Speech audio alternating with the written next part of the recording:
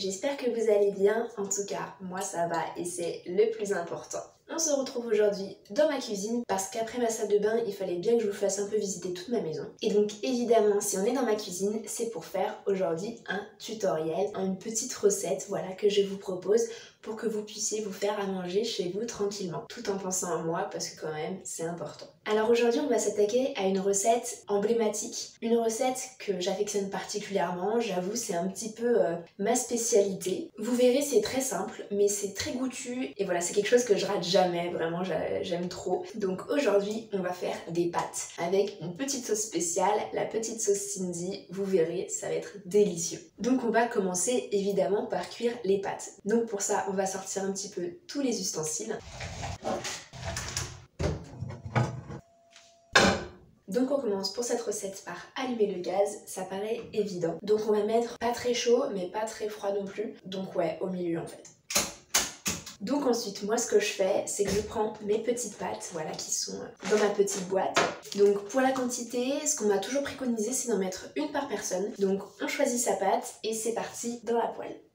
Donc là du coup la pâte elle va griller, ça va se donner ce petit côté un petit peu croquant en fait à la recette. C'est gourmand, c'est croquant. Pour ensuite qu'elle cuise un peu mieux, je vais rajouter un petit peu d'eau, vraiment un petit peu d'eau hein. Donc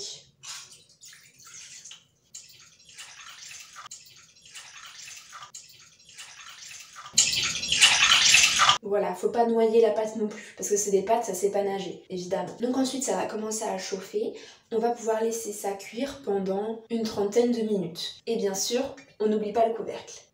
Et donc, pendant ce temps, on va pouvoir préparer la super sauce Cindy. Pour ceci, vous aurez besoin de café, une gousse d'ail, ça c'est pour le petit côté vampire, tout ça, parce que vous savez, je suis un peu fan de Twilight. Un petit peu de lait pour lier le tout, et bien sûr d'un bol pour pouvoir tout mettre dedans. Je vous laisse vous rapprocher pour voir ce que je fais. Donc on va commencer en ajoutant le café. On en prend une petite cuillère, ça suffit largement. Donc vous voyez, hein, du café quoi. Ensuite, on ajoute la gousse d'ail entière, c'est important, sinon ça casse le goût en fait. Voilà, on mélange. Donc c'est normal, hein, si au début ça se mélange pas très bien, on n'est pas sur des trucs très compatibles. Mais du coup, on va ajouter le petit lait qui va bien pour tout mélanger. Donc on en ajoute un tout petit peu, on est précis.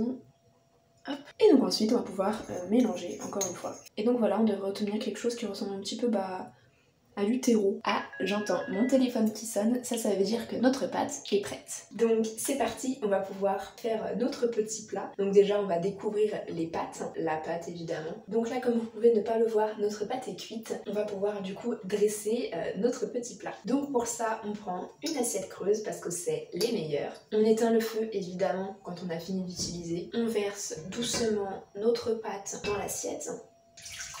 Hop, fais attention que ça déborde pas. Et on y ajoute notre petite sauce. Et voilà, notre plat est terminé. Et puis du coup, on va pouvoir le déguster. Donc c'est parti, on passe à la dégustation. Attention, c'est chaud. J'arrive pas à attraper la pâte. Santé! Non, c'est pas ça qu'on dit. Bon appétit!